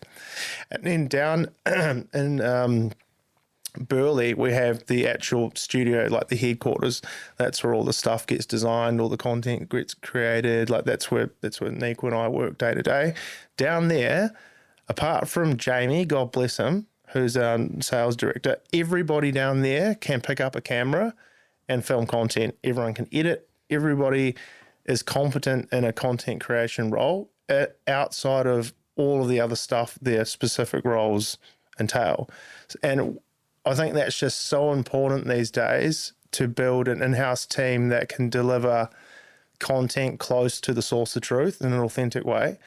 Otherwise, you're always leaning on external. And I know this is like, your business is doing that for other businesses, but the fact remains that your business is necessary because what I'm trying to say is a lot of businesses cannot do that. But we had the luxury of building it that way so that we can do all of our marketing and stuff in-house. Man, you're very lucky in that respect because a lot of, like, my opinion on content creators, all the good ones are doing their own thing. The ones that are worth their salt and stuff. So it's like you'd be very stoked that you found these people that want to work in your brand on a wage basically and create for you. Like I think that's huge because obviously there's a lot of businesses out there that have their own content people and all that sort of stuff, but they're very pigeonholed and I'm sure you know because you're one of them, is like creators like to have their own vision and their own freedom a lot of the time too. So that's where I am. Like I could never have done what you've explained is because I want to shoot how I want to shoot it and create it how and tell the story how I want to create it. So I still, just to reference, like, so we've got some points to bounce between is when we shoot for brands, they give me KPIs and it's within the contract that they don't tell me what to do. We have full creative freedom how we tell the story. That's great. As long as I hit your KPIs. Yeah. So you might give me, I want 15-second reels and stuff like that. It needs to feature this person and we're trying to sell this product or we're trying to promote this person doing this thing for us or whatever. And I'm like, sweet. What's your budget? Lock it in. I'm shooting it this way. That's what I like. And I have the control. Whereas if I had someone telling me that, I probably wouldn't do it. But I know you wouldn't. Yeah. I wouldn't. Yeah. And I'm super conscious of that with my guys too. Is like I give them a very high level brief and say, shoot for this to this effect. And these are the things that we need to hit. Make sure you get X, Y, Z and hit all the brands KPIs. But how you shoot it is up to you because everyone slings the camera differently. Everyone uses different equipment. Like we all run one brand of camera, but one person prefers shooting on gimbal, one prefers shooting handheld. Everyone has different styles and they edit differently. And I think that's cool as hell. Yeah, it's epic. Yeah, so like that's the two contrasts and they both work. Well, I think it's the same thing, to be honest. I should have explained myself better. So like you have the vision and, you're able to facilitate, the client relationship and the brief and all the things, but you trust your guys to go and execute based on your sort of, depends on how much involvement you want to have, probably depending on the project and the client or whatever else. Same thing with us. I've hired people that I trust, like I hired Zoe, our art director, because I worked with her for years in the industry, and I know that she's on the same wavelength with me.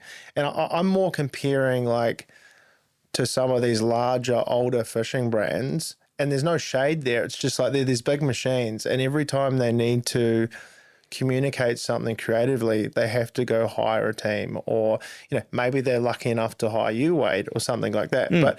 But the benefit of having it inside our business is that I already know everything. I don't need a middleman, and like they are right next to the source of truth. And going back to the document it, don't create it, we've set up the studio down there that no matter what my brother and I are doing, whether it's a boring meeting about something or painting something, anyone can just pick up a camera and there it's done, Yeah. And I think that's the most sort of like authentic, powerful way to do it, because there's not really any interpretation. It's just is what it is. I think like you're doing exactly the same, but like now you've provided context. I think you're doing exactly the same thing. Except you're just one brand, right? Yeah, we are. Yeah, and we're servicing a broad range of brands. So it's basically the same model, which is cool. And I think like a lot of brands probably don't value investing in that, is probably why they don't have a lot of in-house Well, they don't stuff. understand it. Because we can only do it because of my background. Yeah. It's only possible because of my background. That's right. And it's not been easy. Like, tell me any businessman that would be cool to hire 5 people in marketing when there's one salesperson. They're not going to do it. It's like, no, but I need this, but that's one of the epic things about building your own business. You design it your own way. Yeah. But no, what we do is in what your agency does and what we do in-house. We just basically our own in-house agency. That's all. Yeah, which is cool as hell, man. And it's cool, like, and that's a hard thing to do, like, and prioritize and invest. There's like a large chunk of money that goes into doing that. Yeah. In-house, man. And it's impressive. And to get the people motivated to do what you want and keep the people motivated to do what you want. And like you said, letting go and letting people just be the star of their own projects and stuff. I struggle with that because, being a director, you used to just do this, do that, and everybody listens. Yeah.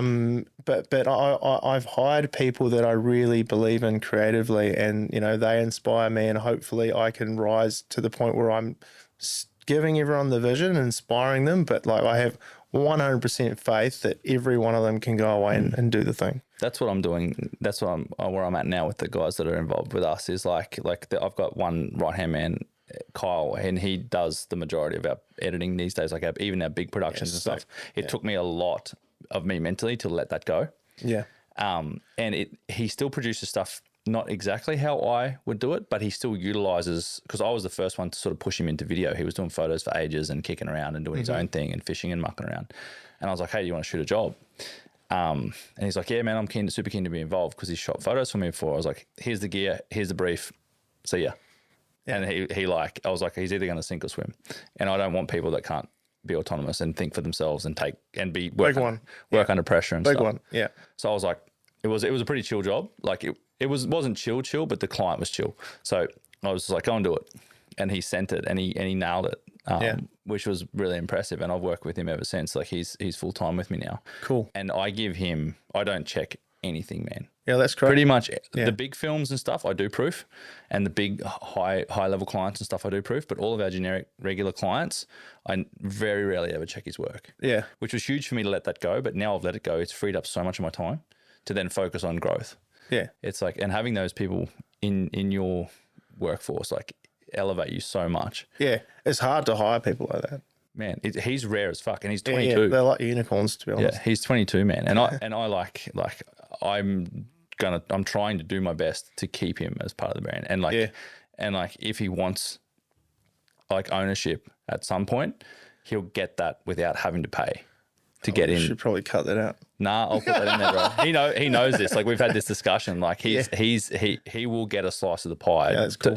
Obviously, how big the slice is will be negotiated. Yeah. But 30% or something like that. Way? Yeah, probably 49, 51, 49. Yeah. No, but like legit down the track, like I have opened that door for him because I do want to. I value him. He's lifted me and improved how I do things too in business, and he's given me a better understanding of people because his personality is completely different to mine. Yeah. So like working alongside that person is like a challenge, but also a blessing because I'm sure I give him the shits and he gives me the shits, but in a good way where we bounce stuff off each other and disagree, and we find a best course of action that suits what we're doing. And you can't have robust robust discussion in a business, and your business is. And it's always robust, and it's respectful, and he knows that like I have the final say, but I really have to have the final say. Well, it's amazing to be able to say to someone, "Hey, man, this is my opinion, but you do you. I trust you," and like it actually feels great. I'm just starting to feel it now. Because also fishing is super specific. So Zoe comes in and she's worked on all types of projects. She doesn't know anything about fishing. Same with my brother Chris. Now he's like all over it. But like after a sort of a year of working through it, and also Nico's now like just fully product development, production styles, I'm now able to sort of like not step back, but just step sideways and look at everything and go, okay, where are the other areas of the business I need to focus on? But, and I guess I'm kind of like the client now a little bit, where they can go and make the thing, and I'll always probably see it, maybe not before it goes out, but it's all just working. It's a great feeling to actually have autonomy in your business for the first time, when you used to have to do it all yourself, and you have like massively high expectations for everything you put out. Yeah, and I do. I'm very particular, and I have high expectations. Like if it's shit, it won't go out. Yeah. Which is why I struggle a lot with like a lot of the content that we do and stuff. Is like I'm not even happy with the shit I produce. Oh, neither. It gives me the shits. Someone said to me once, which I always remember. It's like because with like directing TV ads, there's so many processes and stuff you got to go through to get to the end. Someone said to me, "Look, man, every single project is just like an abandoned child. At some point, you have to just leave them. You know, like the best you can do is like, you know, nurture it as much as you can to get to the deadline, and then you just got to go, see you later. Yeah, you were the best I could do. You know. Yep. Because it's true, man. Yeah, some people are like, you know, I think my brother suffers a bit from this because he's a pure artist. It's like perfectionism. It's pretty tricky to deal with in a business situation. Perfectionism. It's amazing, but like at some point you got to deliver something. Yeah, and you fall behind, and it costs you money, and it costs you money spending extra time on that you probably shouldn't. Yeah. And the shit that like my bad one is like the client won't notice that, but I do. Yeah, and like it might just be the most minor thing that no one gives a fuck about, but I know it's there. Yeah. And I can't let that go. And I feel like it's some sort of spectrum disorder that I have. But Kyle's the same, which is good, where it just like can't let it go that way, and it has to change. But you find too many of those things, and then next minute the deadline's pushed, and you're losing money because you're spending more labor, and like it's a fine line. At what point do you let it go? If the client doesn't even notice it, then why are we worrying about it? Yeah, that's right. If you're going to polish it and then post it for portfolio later. Yeah. Well, directors always do that. Yeah, you know that? They're like, you know, they have little side chats with the editors. Like, can you just output that version, 2 versions before the client came in on Thursday, and just send that to me? Yeah. You know, that's the one that they're shopping around everywhere. Yeah. No, it's interesting, man. It's cool. There's lots of synergies I find a lot between a lot of the guys doing what you do, like in product, not just specific lures, but like just in business, in completely separate, I guess, niches. I don't know what you would call it, but doing separate things in business. There's so many synergies. This is like how I'm doing business. There's a lot of similarities with how you're doing business, and a lot of similarities with how we're both doing business and what Joe's doing and stuff as well. So it's really cool. Like I really enjoy these conversations because I learn shit tons, and I feel better because the decisions I'm making, like you kind of reinforce them with the stuff that you're telling me, because I'm doing that in my own way as well. And I'm like, cool. I don't feel as fucking stressed because someone else has got a similar mindset, and they're winning with that decision that they've made. So I never go solely off what someone says. I always go with what I think. You go with your gut. Always, man, always. Yeah. But I like having as much information as possible to make the decision. Yeah, I reckon you're going to be sweet, Wade, because like the days of these big powerhouse, I mean, no shade to all my friends, but like the days of these big like powerhouse agencies, I mean, they're still there with, you know, massive brands like Apple, big corporate brands, but like the value is in these small, agile brands that can actually mobilize and interpret briefs in a way that actually provides value to the client and understand the different platforms and, you know, what's happening with social media trends and this and that. Like, that's where it's at. And I think you're heading towards that, which is sick. I hope so, man. I appreciate that. That's what I'm trying for. Like, I really want to stick in the outdoor niche, and we've refined down to that space now, which is really not, I feel really good about that, because that's where I've always wanted to get to and work with brands that have actual money and value what we do. And again, not for time spent, it's for the output. Yeah. And it's really nice to do that. And I want to sit at a level where we're working with like brands, so like founding brands, so like big brands, but not let's not say like Apple, Microsoft that service the world. Yeah. Outdoor brands that service niches. So like, I don't know, like an optics brand or a rifle brand or a fishing brand or like a rod brand, like those kind of brands that actually manufacture, not importers or anything like that, actual brands. Yeah. And well, they have a founder and a vision. Yeah, exactly. Yeah. And have that, and they're not like controlled by crazy boards and all sorts of bullshit. Yeah. And shareholders pushing the steering shit around, or their big buying corporations and stuff. Don't want anything to do with that shit. The and then I want to be able to build a team and keep it at a level where it's manageable for me. I can know everybody's name. I know their wife's name. I know their pet's name and their kids, and they can come in and bring their fucking dog to work, or their kids that need to come in because they're sick from school or whatever. Like, I want that kind of, I want a family, basically. And I want to have that kind of culture, and I want everybody to not feel like work. They want they come in and they feel welcome and they feel valued. And because I hate that shit, man. I come from corporate. Yeah.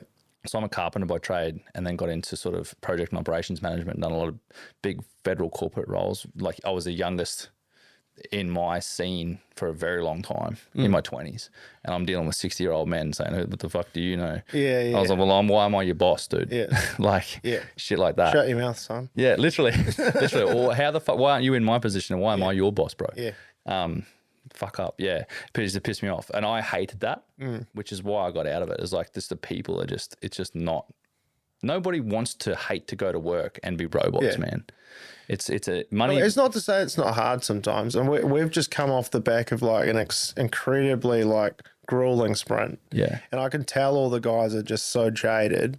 But you know, if you have that family environment like you're describing, you'll all rebound. You'll all come together. You have someone, you know, whoever you report to that cares about you, that's like, dude, go take a long weekend. Don't worry about the thing. Put it at, we'll do it next week. Go. Yeah.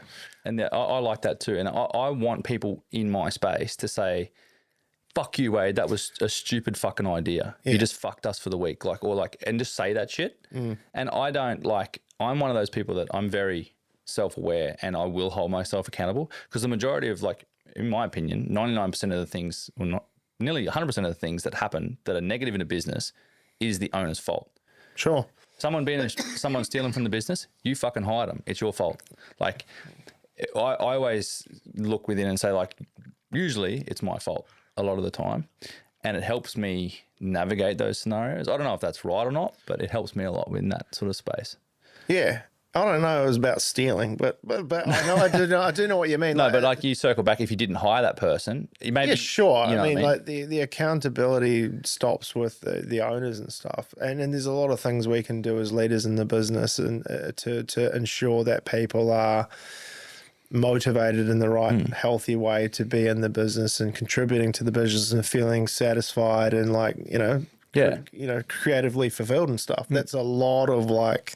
If you neglect that and you wonder why your business is going to shit, well, look in the mirror. That's what I would say. 100%. I 100% agree. But yeah, I like people challenging me, and because I'm still figuring the fucking out too. And like, I've wanted this model that I've got now, and it's literally just the building blocks of the model. I've been building for the last 10 years to get to the. Wow, man. To get to pour the foundations. I just poured the foundations. So it's been 7 to 10 years of proper hard slog to get to that point. And I've had a whole heap of shit going on in my life that sort of cooked me while I was still doing it. I just kept my head down and kept moving. So it's been a brutal grind, man. That's the one thing I would say. Actually, when I think about everything we've talked about today, it's like freaking persistence, man. And determination is the only thing. Like, just a unwavering belief that you just got to keep going. Like just keep going. Like I would say like the biggest thing in business is persistence. You just have to not stop, and you just have to want it so bad, man. And you have to sacrifice a lot of things. And like there was a period for, I don't even know, 3, 4, 5 years where every second or third night, man, I was sitting on the floor of the shower, bawling my eyes out. Yeah. Thinking, what the fuck am I doing? Like, man, and like hurting, like it affects your family, it affects your relationships. Because business is, I need to find this thing, and I should send it to you. Andy Frisella, I don't know if you follow him. He's like an American entrepreneur. He's very abrasive. Not a lot of people like him, but he says this thing, and it's like, and I'm not going to quote it accurately, so I don't ride my ass, but he basically says entrepreneurship and business is 90% you're like getting kicked in the guts on the ground. 90% of it is just fucking hard. Yeah. And like 8% of it is you're kind of okay. Yeah. And then 2% of it is you feel great about it. And then after that 2% finishes, you're back to the 90% and getting your ass beat. Like, and people don't understand, like, why the fuck do you do it? Like, it's hard. I love that challenge, man. Man, I love it. I've gotten to the point where like I embrace it now. Like I love the grind. It is pretty rewarding. Like, cause anybody in a really senior role in a business or an owner, excuse me. You're all right, bro. You get handed the hard stuff. Shit's going wrong. You're dealing with it eventually. Like if it goes too wrong, it's going to end up on your desk and you're ultimately going to have to fix it. And that's just how it goes. But if you're able to sort of like navigate all that stuff and fix it, it's all rewarding. And there's heaps of hard times, but I mean, again, it's like the journey and the process was what I love. I would hate a business that was just easy. Yeah, well, it has no value, man. Like working for you. It's like catching a fish first cast. Yeah. It's epic. And then you don't catch another fish all day. Yeah. Like it's kind of like, it feels good at the time, but it's like, you're like, oh, fuck, that was easy. I attribute business to hunting quite a lot because like hunting is like, especially like the shit that Joe does and stuff is like incredibly physically and mentally demanding, man. You're sitting on top of a mountain, freezing your ass off and climbing around places that men shouldn't even walk. Yeah. Like brutal physicality. And then you might not see an animal for 9 days and you're eating dehydrated dog shit meals and fucking everything. You feel no sleep. Fucking everything, are you? So what you guys do up in the mountains? I just let out an industry secret. No, but yeah, like all of that stuff, lack of sleep, everything, man. And then you might not even get an animal that trip and it might be the next trip. And then you shoot an animal and you take its life. That part of it is like 1% of the whole thing. The journey and the grind is like awful at the time, but then you even if you don't get the animal, you get home and you're like, fuck, when are we going back up into the mountains, man? Yeah, well, I can completely relate to that. But do you think, because for us, it's like we look at a piece of wood, we spend months and months making it, then we're off on the mission, and it's the same as like hunting. You're driving somewhere, you're catching a boat, you're getting dropped off, you're hiking over the cliffs, you're getting to the thing, you're fishing. All of that equates to no fish. Then you're going back to camp. And then when you finally do get a fish, you think about everything that's gone into that. It's like monumental. And that's where the reward is. Well, that's where the reward is. Yeah, 100%, man. Yeah. We haven't really touched on the lures themselves. What are they? What do they do? Give me a rough, like, couple of paragraphs on the whole Malosi model, bro. So up the top there, as in our most exclusive limited edition, stuff that me and my brother still make is the signature series, and these have been used, but this is a signature series lure. So we only ever make 20 of these, and they come in like a really nice, bougie box with their sign, 1 out of 20 or whatever it may be. We spend a lot of time making these carefully ourselves, crafting them, and once a colorway is made, it'll never be made again. So there's the signature series, there's the master series that I talked about, which are the timber series. There's everything from poppers to floating stick baits to little sinking stick baits, minnows. Then the latest ones, the staple series, which are our sort of ABS full gamut range, everything from stick baits, big and small poppers, sinking stick baits, little minnows, down to our smaller light tackle stuff, the micro series and the master series. But if you're talking about like what do they do, But both like holistically, so that's perfect.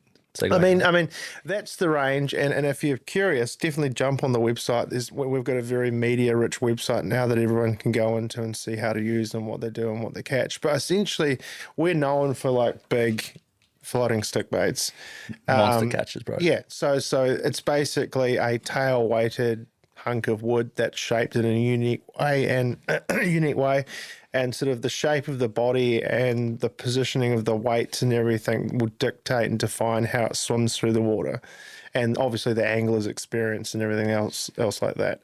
Like a very high-end angler like Joe will be able to make this thing do what it needs to do to entice a bite from a massive predatory fish like a kingfish. And that's kind of what we're known for. But as I explained, there's like a whole lot of fans out there that are not running around throwing like in our local area, there's like heaps of kids on e-bikes with little small rod, little spin sticks. So we now have just a full range for everybody, which is actually pretty epic. When I look back at it now, we're kind of at the point now where we have something for everybody. That's awesome, man. Like it's cool to see where you come, because I remember, and I was like heavily, like now I'm kind of like off to the side of the industries that I'm in because I'm so focused on my business. I don't consume a lot of content these days. But I remember you guys first popping up. Like I feel like you were just doing a few bits and pieces. Like, was it 2018? Yeah. Putting a bit of content up 2017, like 2018. A photo here and there, and Yeah, I remember seeing it like 2017, 2018. I was like, oh, these are cool. And then like seeing a bit of the garage stuff, and then the videos slowly progressed to like process stuff and all that sort of shit. It's heaps cool, man. And then I drifted away from the industry when I got ham with business, and I had a whole heap of other struggles in my life, and it sort of just, I was still fishing and everything like that. I just wasn't consuming any content. Yeah, I think everybody does that. Yeah, and now I've got a bit more time to actually engage and network and like go to places like AFTA and all that sort of stuff. And I rocked up at AFTA and I was like, fuck, man, like, and I was like, fuck, I'll have a look at Malosi's Instagram. I remember you had like 100 followers, and then I look back and now you've got what, 20,000 or 30,000 or something, probably more. 130, 100 and something thousand. There you go. Oh no, yeah, we got like 100 and almost 120,000. Bro, crazy. I remember like freaking well chuffed with myself when I got to 1,000 followers. I'm gonna check.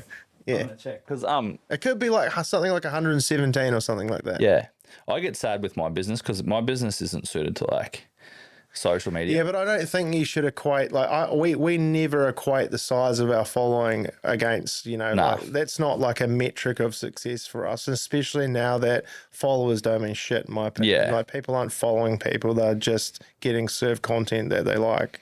Yeah, you don't need 100%. to follow anybody, No, very true. 116,000, man. That's hectic, bro. Like, yeah, it's awesome. Yeah, so that's the largest following. Not to No, gloat, bro. Give me it.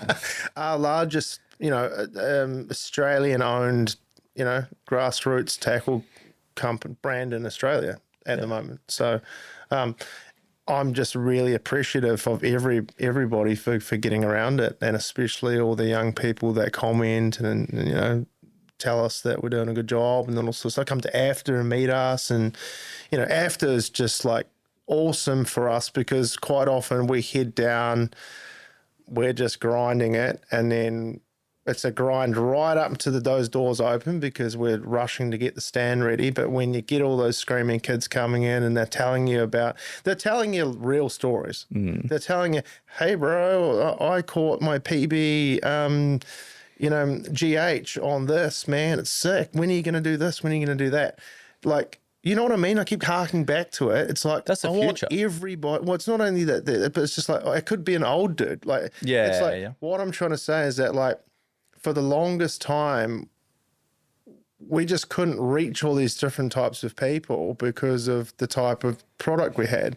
So I will always defend our decisions along the way as we are trying to get to the point where a 12-year-old kid with $20 in his wallet can have an epic experience with one of our creations the same time, some Lord Stickpate dude that's just going all over Collecting the things, world yeah. is, you know, can also have an experience. It's like a full range now. I love that you've built the culture and the community around it, man. You should be really proud. I think it's unique, and it's kicked the industry in the ass to actually do something about the shit that they're doing and stop being cavemen. And it's lifting brands like this, lift the industry in a positive way, and we're not so caught up in the old ways of doing things and the TV tackle talk push shit. Like, fuck, man, Yeah. nasty ass shit that is. Yeah, I'm stoked for you, man. I'm actually really grateful to have met you because I met you properly at AFTA, and I'm glad we've kept in touch and stuff. I'm actually grateful to have met you, and I'm grateful for your time, man. It's been really, really good. No and worries. super insightful for me. And how good is it the weather's prevented us leaving today? So it's some sneaky time in for this chat. It's been good, man. Actually, Mr. Edlington's up next. Is he it? Joe, you there? No, he might not be there. Having a sleep. He might be having a nap. Yeah, I'm going to get him again this afternoon, which is good. Cool. So this trip's actually, I'm looking forward to hanging out on the stones with you, man. It should be a good mish. Same here. Might catch another snapper on the Chieftain. Oh, I'd love to see it. Well, I currently have the sole record for snapper on the Chieftain. I'm going to go after it. Oh yeah? Yeah, I think so. But yeah, thanks, Wade. Thanks for having me on. It's been an epic chat. It's kind of like, you know, it's just, I don't often get a chance to talk about some of the stuff. It's cool. It was awesome, man. I don't think it'll be the last one, put it that way. Yeah, great. Cool. I'm going to come down there and track you down. Anytime. I appreciate your time, man. Sweet, man. Bye, everybody. See ya. Cool.